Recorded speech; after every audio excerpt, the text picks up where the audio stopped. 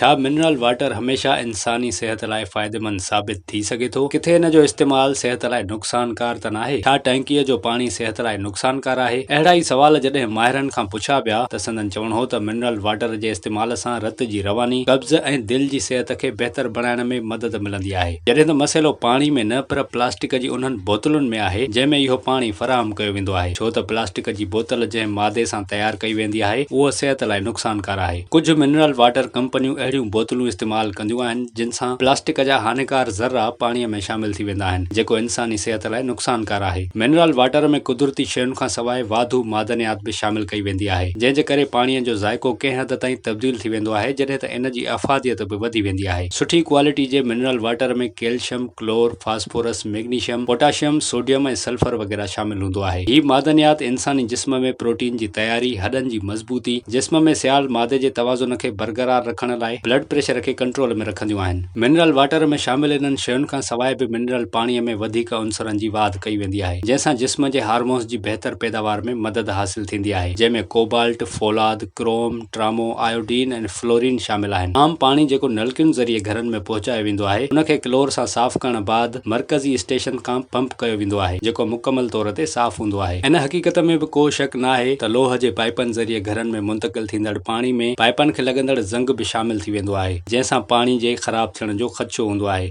पर mineral water ऐं सादो पाणी ॿई ग़िज़ाइयत जे हवाले सां बराबरि आहिनि। इंसानी जिस्म खे कुझु अहम मादनियात जी ज़रूरत हूंदी आहे, जिन जे करे जिस्म बहितर तौर ते कमु कंदो आहे ऐं जिस्म इहा मादनियात खुराक ज़रिए हासिल कंदो आहे। जॾहिं त मिनरल वाटर में सोडियम, कैल्शियम ऐं मैग्नीशियम घणो हुजण जे करे इहो फौरी तौर ते इंसानी जिस्म जो हिसो बणिजी वेंदो आहे। जिस्म में कैल्शियम ऐं मैग्नीशियम जी खोट जे करे इंसान हाई ब्लड प्रेशर जे मर्ज़ में मुब्तला थी सघे थो, जॾहिं त मिनरल वाटर में इहे ॿई मादनियात मौजूदु हूंदियूं आहिनि। मिनरल वाटर में इन्हनि ॿिन्ही मादनियात जी मौजूदगी जे करे ब्लड प्रेशर बि मुनज़म रहंदो आहे। इन खां सवाइ जिस्म खे मुनासिब मिक़दार में पाणी मिलंदो आहे, जंहिंसां जिस्म में रतूबत बरक़रार रहंदी आहे। हिक तहक़ीक़ में इहा ॻाल्हि साम्हूं आई आहे त मादनी पाणी पीअण सां हाई ब्लड प्रेशर वारा माण्हू फ़ाइदो हासिल करे सघनि था। हॾियुनि जी बनावट ऐं मज़बूती में कैल्शियम जो अहम किरदारु हूंदो आहे।